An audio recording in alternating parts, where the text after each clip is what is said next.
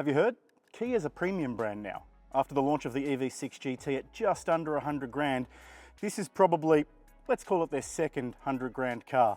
It's very big, it's a 7-seater, massive, so good luck getting a car this size from any other brand anywhere near 100 grand. Launches in Australia in October, Kia EV9, so we're going to have a bit of a walk around tour now, see what we think of the design, trim, fit, especially keen on your thoughts on the headlights. So let's go for a bit of a walk around now. We first drove the Kia EV9 in a prototype form in Korea a few months ago. Nathan Ponchard was there for us and he absolutely loved the car. It would be a really fun thing to punt.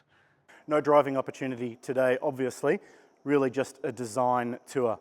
I think you'll agree it's probably some of the craziest, most outlandish work Kia design boss Karim Habib has pulled off to date. The headlights in particular, this vertical design we've now actually seen revealed in use on the facelifted Kia Sorento as well, which will be here later this year. But this is the first instance of this new styling language on a Kia. Mirrors what was on the concept as well, but certainly tamed down a tiny bit. Although I think you'd agree it's not a very tame design overall. So we've got this dual row of LEDs here for the headlights. This is a GT line trim. And we've got something that Kia's been doing quite a bit, a fairly unique and strong LED signature through there as well. Obviously no significant grille of note. EVs do still need grilles, but they get plenty through the vents on the sides, and they've got these active air shutters on the bottom as well. You can see these little gaps here. They'll open up as extra cooling is needed. And perhaps the most important detail, we've got Kia's new logo on the front. Imagine trying to launch the EV9 with the previous logo. I don't think that would have worked. Down the side, that boxy and angular design continues. Gets a bit crazy in some parts, I think, but it all works. We've got these flush door handles that will pop out as you unlock the car. A little bit Aston Martin, a bit Jaguar. Again, a very cool trend, and also on the Kia EV6 as well. Continues through here. We've got the electric charging door here as well, which might not open right now, but I'll throw some B-roll in for that. Now, I promised you B-roll for this, but instead, we got it working. Like most EVs, it is a fully electric door opening and closing for the charger. Nifty, I think. Around the rear, this is probably the most sci-fi part of the car, I feel, especially in the taillight design. It's almost blade-like, really. I especially like this bit through here. Sort of like a scalpel. Very cool effect, and definitely very futuristic. The rest of the rear, fairly plain and tame, but obviously just trying to draw attention to those taillights. I quite like the integrated lip spoiler up on the roof there, really keep that coefficient of drag as low as possible. It's got a massive boot. We'll have a look at that in a little while, but for now, let's go back and we'll have a look at the inside of the car. Now, Kia doesn't have quite the ego to say that it's a premium brand now, despite what I said at the opening, but they've really pulled out all the stops in this cabin. It is far and away the nicest cabin that we've seen in a Kia to date. Just about every surface is soft to the touch. This is the GT line, but generally through the range, there is a real premium feel. First impressions when I got in the car, I thought there's actually a fair bit of Volvo about the general feel and ambience in here, if not so much the design in particular. But there are brands out there now that are famously volume selling brands that have been around for decades that are starting to use the term premium when they describe their products. Kia doesn't shy away from the word, but it's probably come the closest out of a lot of these brands of actually nailing that feel. If you get an opportunity to hop in here, you'll really see that it'll really stand out. A lot of things have changed, even just from the EV6 GT, which is still a very new car, both in terms of design and technology. The EV6 actually has a capacitive display along the dash here to control both the aircon and the media, and you flick between the settings with a little screen that changes the buttons that are on there. It was fairly innovative, but Kia has quickly pulled back from that and gone back to some physical buttons, which again these days is quite rare, so thank you Kia for that. The buttons themselves are really nicely damped. Again, there's a very premium feel. They are just plastic buttons, but they feel lovely to the touch. You could almost just fiddle with the aircon for the sake of it. Even through here, this little dial, lovely touch. These buttons up here, kind of in concept, replace the little display that used to come along the bottom in the EV6 GT. And these are just letters lit up in this dash here. And they actually have a little bit of a haptic vibration effect as you click through them. You can hear it, you can feel it, It's just a touch that they didn't really need to do, but it's there, and realistically it's actually safer as well, that when you're driving you know that the responses happened as expected. The infotainment is new as well. Again, EV6 doesn't have this. If you've got an EV6 right now, I don't know how you'd be feeling. This infotainment is really special. It's much faster. It is a more modern, even futuristic design. Very fast as well, almost iPad-like in the animations as you sweep through. A little bit of nerd talk. I'm not sure what the refresh rate is on this display, but these animations are just super smooth and super fast. There's also a new screen here in the center. This is not a conventional digital display like this one here. It can't be fully animated. It's more like an LCD display. Basically, there are cutouts in the plastic here that are lit up, and these act as buttons. Aspects of it will change. This is for the climate control, obviously. Aspects of it will change, but it's effectively just turning off and activating different lights in there. What they've done here is filled a space that in just about every brand right now, I've turned the aircon off. There we go. In just about every car on the market right now that has these expansive dual displays, you end up with this black panel of plastic that has to be blank basically, because it can't form any necessary display function because the steering wheel is in the way. So if you're driving, from my position, this is fairly blanked off. But for climate control, it's perfect. I don't mind leaning over a little bit to adjust that. And you can get to those settings through the screen as well if you need to. But it's just a really creative use of a space that was otherwise just a blank void in most cars. Full digital display here behind the steering wheel, all very familiar stuff. Pretty much every brand is doing that at the moment. We'll go through just a couple of the screens quickly. Obviously, as a EV, we have a very expansive EV information screen. You can see what your efficiency is like. It's actually got a little bit of a history through here as well. It says that on the 24th of July, I traveled 22 kilometers with an average efficiency of 21.6 kilowatt hours per 100K. It's actually pretty good for a car that I think weighs around 2,700 kilos. This thing is massive, very, very big car. So you've got all of these displays along here, and that's just on the EV screen. You've got this tiled display that's almost a bit like CarPlay in that it separates the maps from your media player, and of course that tile as well to go to EV. I could talk about this all day. There is so much going on in here.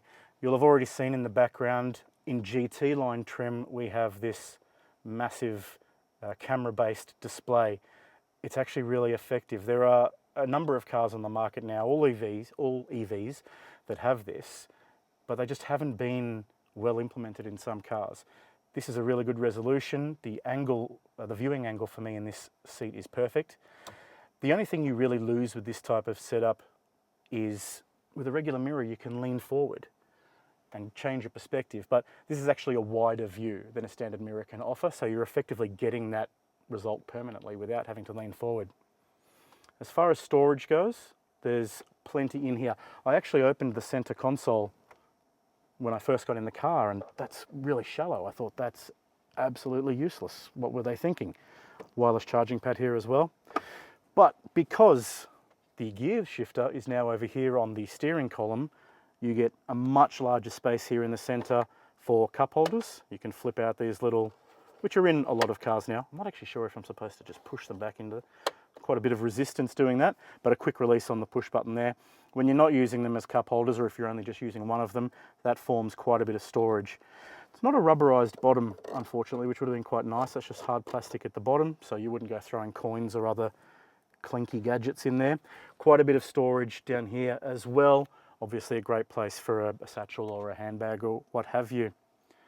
The glove box is a very cool, very familiar with the Ioniq 5 as well, but a soft release and more sort of a come forward and then drop down design rather than just flipping down like your conventional glove compartment.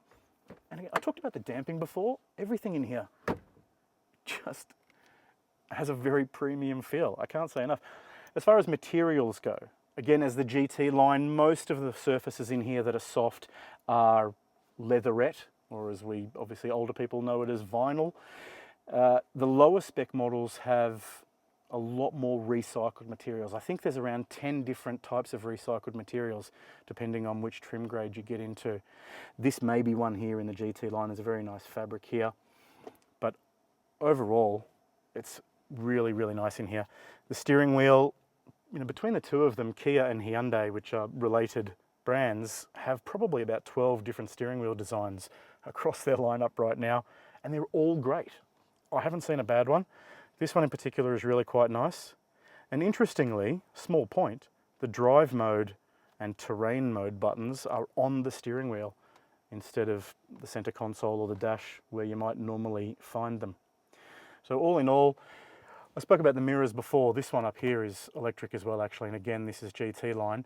As a 7-seater, if you've got some kids sitting in the third row or even just some tall people in the second row, you may struggle to see past their heads when you look in the mirrors. So you can just flick on the camera and you've got a perfect unobstructed view out the rear there. Overall, a really nice front row. Kudos to Kia. Can't really fault this space. We don't often get to say that. Really nice.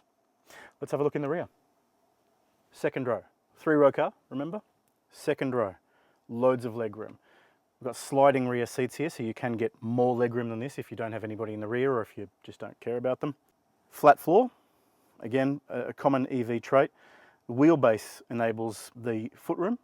It's a longer wheelbase than the Hyundai Palisade, which is already a massive car. Longer wheelbase than a Mazda CX-9, which is also one of the largest SUVs currently available in Australia. So loads of comfort in the rear here. Headroom, I'm about 5'10", well, 5'9" really, I tell people 5'10", but I've got quite a bit of headroom here, even with my buff hairdo. You would get 3 adults across the centre. I'm quite a burly guy, obviously. You would get 3 adults through here. Still be a little bit of a squeeze. It's not, we're not sitting in a Hummer, but it would be quite comfortable. Obviously 2 adults with extreme comfort, and you've got this armrest here in the centre. If you do, overflowing with cup holders, got 2 here, which obviously in the event of this being up is where that becomes useful. You've got the 2 here, 2 here, got 1 in each door pocket as well. Loads of that. What I'm not finding, we've got hard plastic map holders here or whatever you want to use them for these days, obviously not maps. You don't really have anywhere specific to put your phone. A futuristic car, and there are a lot of cars that do have sort of a dedicated place for it. So I find that a little surprising. Obviously you can just chuck it in a cup holder like you would in any number of cars. You've also got the little door handle space here. The door grab is closed at the bottom, so you can drop your phone in there as well. So no specific dedicated place for it, but there is nonetheless loads of room for that. Got USB-C ports in the back of each front seat. Bag hooks or coat hooks up the top here as well. Very jet airliner, really. I didn't mention them before when I was in the front row, but these front headrests are beautiful. Just hard plastic on the back, they're not a touch point, but the mesh front with a soft padding behind, extremely comfortable. And if you think that in a car like this, you might find yourself laid up at a charging point on an interstate road trip and you just really want to get comfortable, these seats can come quite far back and you've got really nice headrests to make the most of that and have a bit of a snooze. On the passenger seat here at the front, already not uncommon in larger cars, we've got controls here to adjust the front passenger seat, lay that all the way back as needed. You sort of see that type of thing in a 7 Series really, although the Hyundai Santa Fe has that as well. So that's becoming common, especially in Asian brands where the driver having control over that legroom in the rear for their passengers. It's just really a thoughtful addition, if nothing else. We can, if we put this, it's actually got a really nice ratchet sound as well, and I can adjust that to different positions as well as needed, the armrest. So that's fairly unique actually. Don't see that quite often. Put that away. Again, materials in here really just as on par with the front. The door tops, you'll often see, especially in volume selling cars, the door tops in the rear are a hard plastic quite a lot. Again, we've got soft here, soft touch here is really nice. We've got a blind, manually controlled, so definitely not a 7 Series. And they're always a little bit tricky, these things. That's in there now. So that's a welcome feature as well. Speaker design, that's actually very BMW right there, that little grille over the speakers. It's a Meridian system, 14 speakers. Haven't had the opportunity to crank it, but Ponch tells me it sounds amazing when you're on the road. But it sounds really strong and good. Obviously being an EV, you'll probably want to crank it to block out some of that road noise and wind noise that you get when there's no engine noise. We've got, not panoramic, but two separate sunroofs up here. Not massive really, but welcome extra light into such a cavernous interior. Air conditioning controls along the top here. Single zone in the rear. So we've got the temp controls there, fan control. So a 3-zone system all up. Vents in the ceiling. And I actually really like this. This is how you turn. I mean, the fact that you can turn them is great, but there's just this little, it's almost like the end of a camera lens or something. Really nice little dial there to turn, and that's well damped as well. These are small points. I don't know that most people think about these, but the fact that Korea has gone to those lengths really speaks volumes about their efforts with the quality feel of this car. A little extra storage down here with a bit of a, not elastic, but sort of a vinyl little holder there to keep things in place. And as I mentioned, those map pockets. I would have really liked to have seen, there are models like the Volkswagen Tiguan that has a extra pocket up here in the seat back, literally to put your phone in. Couldn't possibly serve any other purpose. Something like that is always a really nifty little feature. Kind of like to see brands experimenting with ways to get more out of these seat backs. It sort of seems like a bit of an unexplored opportunity for a lot of brands, but again, I don't spend my time in the second row, so not going to really care about it all that much. Let's have a look in the third row, where I'm told I will be able to sit comfortably. We'll see. All right, let's jump in the rear. We've got an automatic electric action there, which is very welcome because these are big, bulky seats. Welcome to the R-rated part of the video. I urge you to skip forward so you don't see what happens now. Oh boy. Wow, okay, I'm in, and that is absolutely, so right now that is my seating position in the second row where I was before. There is absolutely not what I would call sufficient leg room in the third here. So you'd probably be asking the adult in the second row to give up a little bit of leg room so that you aren't completely crushed. We'd call it functional, but you would definitely need to lose a little bit of leg room in that second row to get in here. Look, that's not unusual. No SUV can be a really perfectly comfortable 7-seater. That's where you sort of move into people mover territory, basically. Get a van if that's what you're chasing. So I'm going to move this seat forward so that I don't die, and then we'll talk about some of the features in the back. Now, how do I do that?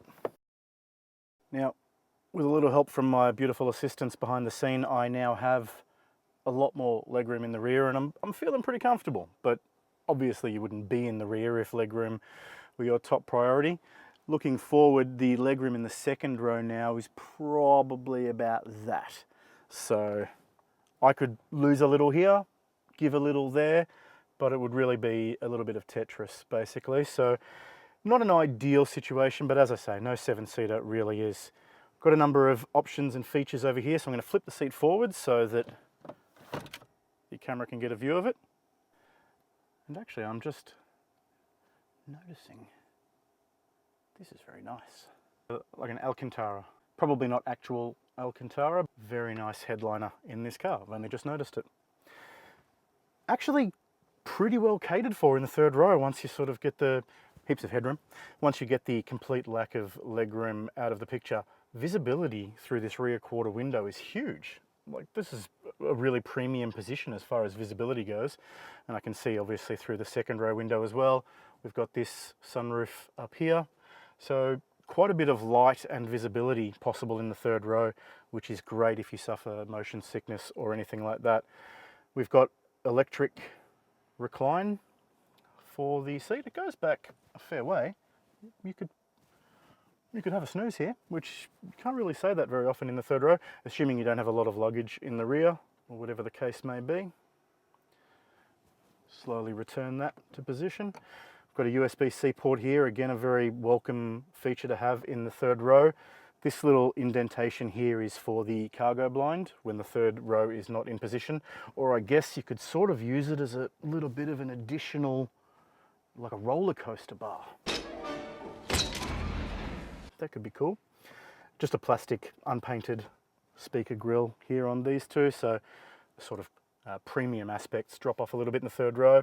We'd expect that. Hard plastic up here as well. Get a little seatbelt holder here as well to move that out of the way, come in. And actually in aid of that as well, there's also a little molded indentation here in this panel as a grab handle to pull yourself into the car. So another thoughtful addition there. Another vent up here for heating and cooling, but of course it's only a 3-zone system, so the controls are from the second row. Hopefully you've got a good relationship with the peeps in the second row. That's most of all there is to report on in the third row. I would say for kids, perfect arrangement. Grown-ups maybe not so much. Not really ideal for that, but no 7-seater is. Let's have a look in the final row, see what we got. And finally, we come to the final row, or as camera operator reminded me, it's usually called a boot. Good call. Well, actually I was going to say not a lot of space here, but this is pretty good space in the back of a 7-seater. You'd probably get a week's worth of grocery shopping in here, I would say. But I would imagine a lot of the time you're going to have this in a 5-seater mode. We've got some quick release buttons here. These are electronically controlled for the third row, which we will do. And the second row as well. They're just more of a release and they just fall forward. These ones we get a painfully slow withdrawal into the floor there. That would normally lay flat, but the driver's seat is a bit too far back. We've got a charging pack here, Velcro on the bottom, so that just lays flat. We'll move that over there. So huge boot. I would imagine sleeping in there. I actually really like the idea of using this as a getaway car, just 2 of you, and have a bit of a snooze in the back, bring a mattress along, fit your luggage as well, without any problems, I would think. Under the floor, obviously no spare wheel, not many cars have them these days. We've got this hidden cargo blind, which can go into those 2 indentations there and pull all the way back to here. We've got a can of tyre sealant, can of goo if you like. And we've also got a tow hook there. Nothing exciting about that. So no real underfloor storage as you'd get in a Tesla. Fairly useless here in that respect, but obviously a very sizable boot. We'll put those second row seats back up again so that you can see just how big the boot is in a 5-seater form. And then I'll click my fingers. Ta-da! So 5-seat configuration here now. As you can see, a very big boot. Also a massive aperture to the boot opening itself and a flat loading floor as well to make it really easy to slide heavy items in and out.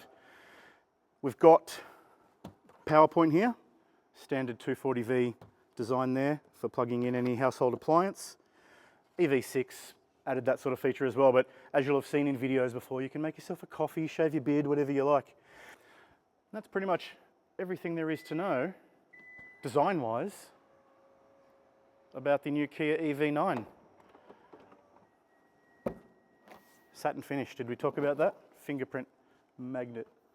Goes on sale in October. Kia tells us they've got 200 cars on the way already, so customer deliveries should actually start pretty soon after the media launch in October. So you can expect to see these on the road really soon. Who's cleaning this later? Sorry guys. There we are, Kia EV9. Jump in the comments, tell us what you think. I'm really excited to see this on the road. It's huge, but very stylish. Jump into the comments, hit subscribe and like and all of those things, and tell us what you think.